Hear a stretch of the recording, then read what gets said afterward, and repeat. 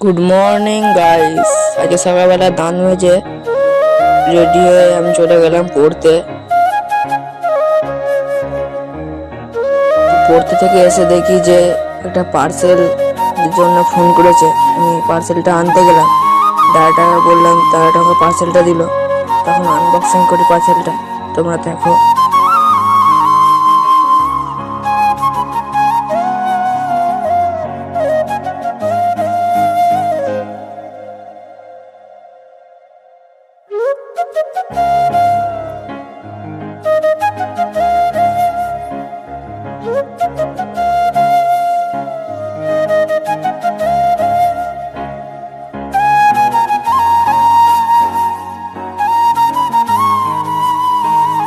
আমি একটা জামা অর্ডার দিয়েছিলাম, জামাটা এখন দেখো তোমরা কেমন হয়েছে, প্লিজ কমেন্টে বলো।